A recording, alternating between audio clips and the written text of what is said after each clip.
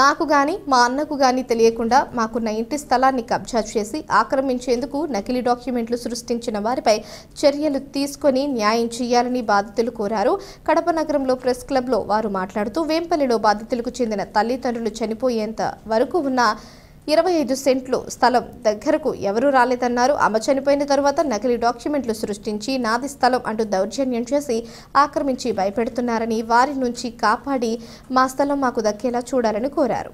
వాళ్ళ తల్లి తండ్రి బతుకున్నంత కాలం దాని జోలికి పోకుండా, అదే విధంగా అక్కడ వాళ్ళమ్మ మొదట వాళ్ళ తండ్రి చనిపోయినారు, తర్వాత వాళ్ళ అమ్మ చనిపోయింది. అంతవరకు ఆస్తి జోలికి పోకుండా ఇప్పుడు తను వీళ్ళను మోసం చేసేసి వాళ్ళ అమ్మ కూడా చనిపోయిందనే ఉద్దేశంతో ఆ ఇల్లుని, ఆ 25 సెంట్ల స్థలాన్ని కూడా కబ్జా చేసుకొని ఫేక్ డాక్యుమెంట్స్ సృష్టించినాడు. అదేవిధంగా ఎక్కడైనా సరే మన Indian non judicial government of Andhra Pradesh అంటే మనం రిజిస్ట్రేషన్ చేస్తాం కదా, మనము రిజిస్టర్ ఆఫీస్ కూడా, రిజిస్ట్రార్ గారు కూడా ఇక్కడ దీంట్లో క్లారిటీగా మనకి ఇచ్చినారు. ఏమని ఇచ్చినారంటే షెడ్యూల్ జాగాలో ఎటువంటి కట్టడము లేవు. ఈ దస్తావేజులోని యావత్ అంశంలన్నీ వ్రాయించుకున్నవారు సూచనల మేరకు తయారు చేయడమనేది. ఈ దస్తావేజుల్లోని యావత్ అంశంలన్నీ వ్రాయించుకున్నవారు క్షుణ్ణంగా చదువుకున్నారు. అంటే దీంట్లో ఎటువంటి తప్పులు లేవంట. సాక్షి సంతకాలు పెట్టిన వాళ్ళు, సాక్షులు అంతా ఒరిజినలే అంట. కానీ ఇక్కడ ఏం రాసినారు, 1908 సెక్షన్ 22B నిబంధనలకు ఉల్లంఘించినట్లయితే రిజిస్ట్రేషన్ చట్టంలోని 82 ప్రకారము శిక్ష అర్హులు అవుతారంట. ఇది ఫేక్ డాక్యుమెంట్ అని మేము ఇప్పుడే నిరూపిస్తున్నాము. ఎక్కడైనా సరే అన్నదమ్ముల్లో వీళ్ళు 5 మంది అన్నదమ్ములు అయితే మొదటి వాడికి 62 సంవత్సరాలు, ఇతను వ్రాయించుకున్నవారు క్రీస్తకం పఠాన్ గౌస్ కుమారుడు పఠాన్ శేక్షావల్లి ఖాన్ 56 సంవత్సరాలు. ఎవరు వ్రాయించుకున్నవారు అంటే తమ్ముడికి 56 సంవత్సరాలు, వ్రాయించి ఇచ్చినవారు పఠాన్ గౌస్ ఖాన్ కుమారుడు అల్లాబకర్, వ్రాయించి ఇచ్చినోడు అన్న 52 సంవత్సరాలు అంటే అన్నకి 52 సంవత్సరాలు, తమ్ముడికేమో 56 సంవత్సరాలు. అంటే ఇది ఎక్కడన్నా సమాజంలో మీరు ఎక్కడన్నా విన్నారా?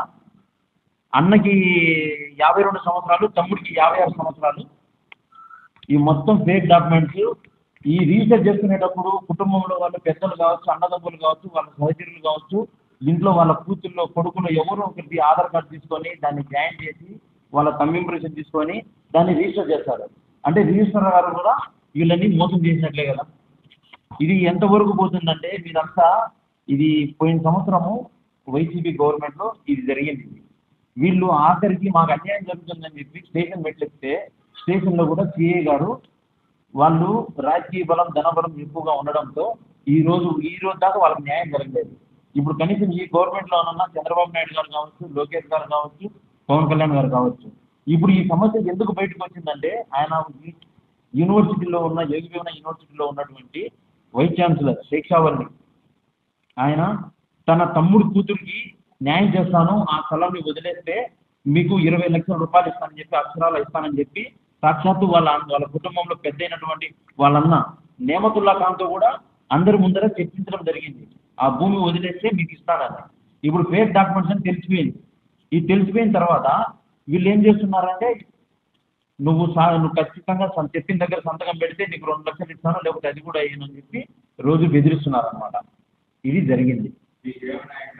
వీళ్ళకి ఇప్పుడు ఎటువంటి న్యాయం కావాలంటే, ఆ అమ్మాయికి ఇంకొక 4 రోజులు గడువు ఉంది. 28 రోజుల్లో ఆ అమ్మాయికి పెళ్లి ఖరారయ్యింది, నిశ్చితార్థం అయిపోయింది. ఆ అమ్మాయికి 28 రోజుల్లో పెళ్లి పెట్టుకొని ఇప్పుడు తీరా వాళ్ళ పెద్దనాన్న వీళ్ళని మోసం చేసేసినాడు, చేతులు ఎత్తేసినాడు. అంటే కనీసం వాళ్ళ భూమి వాళ్ళకి ఇచ్చి, లేదా వాళ్ళ ఇంటి జాగా వాళ్ళకి ఇచ్చేస్తే వాళ్ళు దాన్ని అమ్ముకుంటారో చేసుకుంటారో, కూతురు పెళ్లి కాబట్టి ఈ అన్ని విధాలుగైనా సంసిద్ధంగా ఉండాలి. కాబట్టి వాళ్ళకి తగిన న్యాయం చేయాలి. వాళ్ళ స్థలం వాళ్ళకి ఇప్పించుకుంటే దాన్ని బ్యాంకులో పెట్టుకోనో, లేదా వాళ్ళ పేరు మీద రిజిస్ట్రేషన్ చేసుకోనో, అమ్ముకోనో, తన బిడ్డకి పెళ్లి చేసుకొని ఒక ఇంటి దాన్ని చేయాలని చెప్పి వాళ్ళకి న్యాయం జరగాలని చెప్పి ఇక్కడికి వచ్చినారు. అదేవిధంగా మేము ప్రెస్ క్లబ్లో మాట్లాడేదే కాకుండా మేము కలెక్టర్ దగ్గరికి పోతాము. మాకు గత సంవత్సరం మేము స్టేషన్ పెట్టెక్కితే మాకు స్టేషన్లో ఎటువంటి న్యాయం జరగలేదని చెప్పి వాళ్ళు ఇప్పుడు మీడియాని ఆశ్రయించినారు మీద. అది వాళ్ళు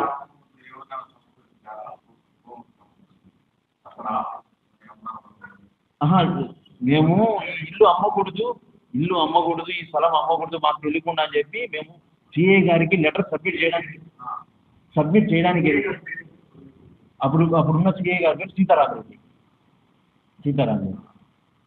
సీతారామరెడ్డి సార్ గారికి పోయి లెటర్ ఇస్తే అప్పుడు ఆయన వాళ్ళన్న వైస్ ఛాన్సలర్ కడప నుంచి వాళ్ళ సడుగుడు ఎవరు కొంతమంది ఒక గ్రూప్గా వచ్చి మేము నేను తీసుకొని పోతాము నీ కథ చూస్తామని చెప్పి ఇతను బెదిరించినారంట.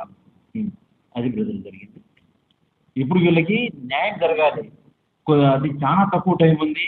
మనము మీరందరూ దయవంచి మీడియా వాళ్ళు మీరంతా ఒక ఆడపిల్ల జీవితాన్ని కాపాడాలని కోరుకుంటూ మీరు ఖచ్చితంగా వీరికి న్యాయం చేయాలి. మీరు పై అధికారుల వరకు దీన్ని ఖచ్చితంగా పాస్ చేసి వీళ్ళ కుటుంబాన్ని కాపాడాలని నేను కోరుకుంటున్నాను.